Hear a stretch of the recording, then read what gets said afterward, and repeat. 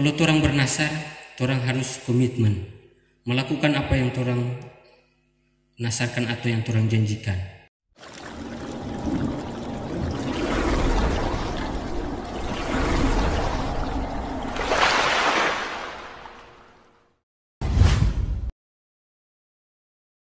Salam sejahtera buat kita semua. Shalom. Damai di hati. Puji syukur kepada Tuhan karena di saat ini kita masih belum merasakan akan cinta kasih Tuhan di tengah-tengah kehidupan kita, dan di saat ini kita masih boleh berkumpul di gedung gereja untuk beribadah bersama-sama. Dan sunya dapat rasa sekurang 2 bulan orang semua habis 2024. Tuh, pikiran orang tua semulai melayang. Semua Desember anak-anak baju rumah mau hias, mau ini mau itu. Orang naik mikro saja sekarang sebuah bunyi lagu Natal. Tuh, apalagi masuk di toko-toko kalau di bagian Manado. DP perayaan Natal soalnya beda perasa. Kalau orang mulai di Facebook, orang bilang di Manado habis September so Desember. DP Oktober dan November sudah tidak ada. Karena di masuk September so langsung lagu Natal juga. Orang jaga putar. Walaupun sudah terasa 2024 akan kita lewati, namun bersyukur di sepanjang tahun ini yang kita lalui, kita masih dalam penyertaan Tuhan. Baik suka duka yang orang alami maupun berkat-berkat Tuhan yang orang terima. Orang bersyukur berarti Tuhan masih menyertai akan kehidupan kita hingga saat ini. Dan untuk perenungan kita di saat ini dituntun dengan tema tepatilah nasarmu. Bercerita soal nasar atau janji. Nasar ini adalah sebuah janji seorang untuk melaksanakan sesuatu jika tujuan dan keinginannya itu tercapai. Dan kalau melihat janji ini satu kalimat yang sangat pendek, sulit untuk dilakukan. Janji ini berteman dengan kata maaf. Maaf ini gampang orang bilang, sulit untuk dilakukan. Sama dengan nasar atau janji, mudah untuk dikatakan tapi sulit untuk dilakukan. Orang semua mungkin pernah mengucapkan janji, pernah berjanji, baik itu kepada anak-anak, kepada anak kita, orang tua, sesama kita, bahkan kita berjanji kepada Tuhan. Berjanji kepada anak-anak mungkin, kalau ngana juara kelas, mama beliakan sepeda. Tuh. Berjanji papa tua, kita sudah bermain TikTok. Kita sudah mau buat kepo-kepo di Instagram atau di Facebook.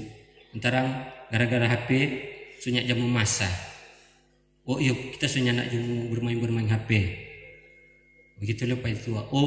Kita sudah nak mau keluyuran ke sana kemari, berjanji pemain tua. Atau orang berjanji pada Tuhan lewat peneguhan, baik itu orang terpilih sebagai panitia hari raya gerejawi, atau orang terpilih sebagai komisi di BIPRA atau di UPK, apapun yang dilibatkan orang menjalankan pelayanan di Gemi Maranatha.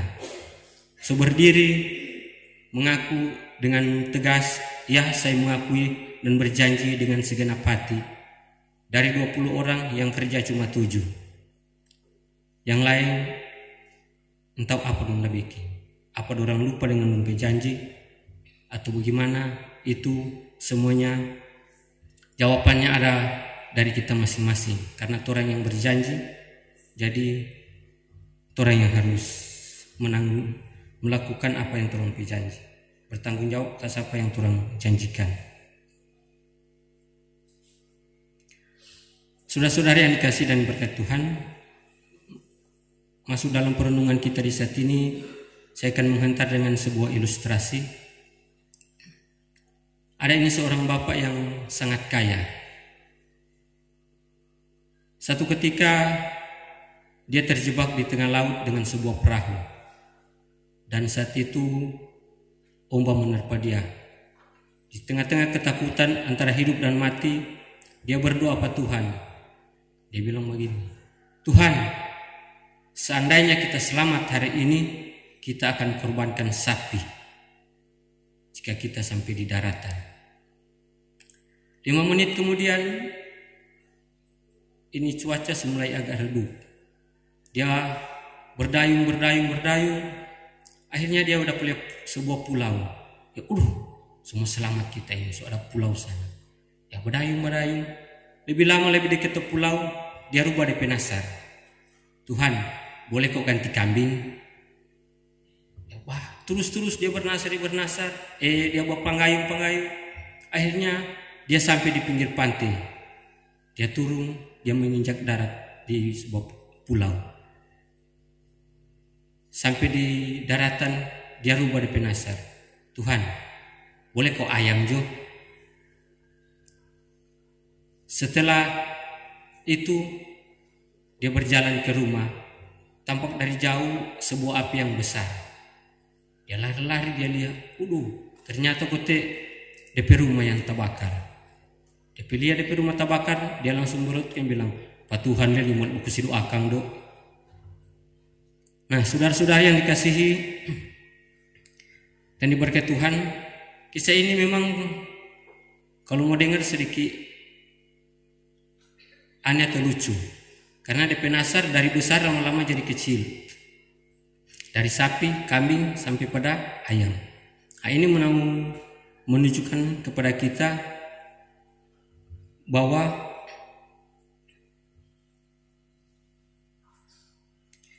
kalau orang bernasar, orang harus komitmen melakukan apa yang orang nasarkan atau yang orang janjikan.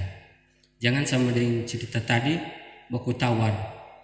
Kira ini berjual cabuk di pasar, toh dari besar lama-lama jadi kecil. Dia menawarkan untuk DP nasar dirubah.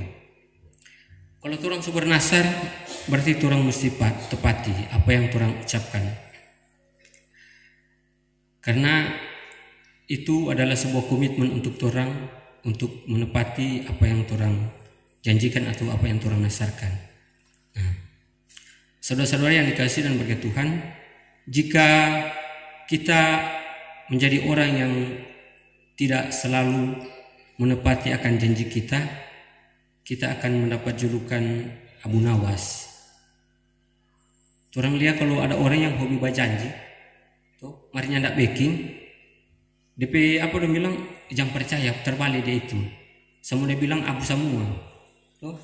Kalau misalnya kita yang nak tepati tepi janji, serta kita bercerita di orang, kita buku dapat di orang untuk bercerita. Paling kalau ada orang dia harus bertanya, Jemik dia bilang apa pengana? Jemik bilang kalau kita kawin yang mesti dia akan anjing 1 ekor. Paling bagi yang percaya abu Jemik itu. Jadi kalau kita berjanji, hendaklah kita menepati akan janji kita. Saudara-saudara yang dikasihi dan diberkati oleh Tuhan, belajar dari pemecaan kita di saat ini, kita belajar dari Yefta, seorang panglima perang dari Gilead. Kitab Hakim adalah periode di antara zaman Yosua sampai dengan zaman raja-raja Israel. Para hakim dipilih dari suku Israel dan berfungsi sebagai panglima perang, pemimpin umat seperti Hakim Yefta. Kitab ini mengungkapkan kemerosotan spiritual dan moral bangsa Israel ketika menetap di Kanaan yang diakibatkan mereka ditindas oleh bangsa lain sebagai penghukuman dari Tuhan Allah. Yefta adalah seorang hakim di Israel yang memerintah selama 6 tahun di masa bangsa Israel belum memiliki raja. Yeftah ini seorang panglima perang yang gagah perkasa, yang hidup takut akan Tuhan. Dia selalu menaruh segala harapan kepada Tuhan, sehingga dalam kehidupan Yeftah itu selalu ada dalam pemberkatan daripada Tuhan. Turang lihat dari nasar yang Yeftah sudah dia ucapkan. Kalau orang baca tadi di Alkitab, di penasar itu apa yang keluar pertama menjemput dia keluar balik dari perang, itu yang akan dia korbankan. Dan kalau orang baca di situ yang keluar adalah DP anak yang sulung, anak satu-satunya. Mungkin sebagai orang tua berat kalau orang baca tadi di situ dia mengoyakkan DP baju. Diharap mungkin yang mau keluar mau jemput dia dari perang itu mungkin DP binatang kesayangan sehingga dia boleh korbankan, dan ternyata apa yang dia pikirkan yang tidak sesuai. Yang keluar ternyata anak satu-satunya yang diharapkan boleh menjadi DP pengganti kelak ke depan, boleh menikah dan boleh memiliki cucu mungkin, dan boleh menggantikan dia.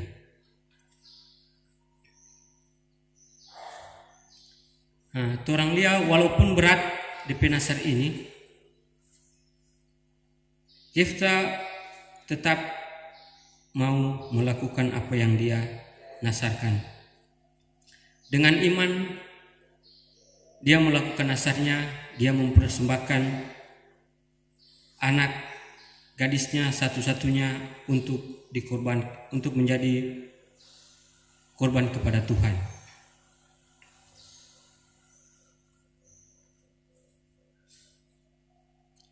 Saudara-saudara yang dikasihi dan diberkati Tuhan, kita pun mau diingatkan atau mau diajarkan untuk memiliki nasar seperti ini, yang memiliki tekad yang baik, yang bulat seperti Yeftah. Selalu berkomitmen dalam mengucapkan nasar.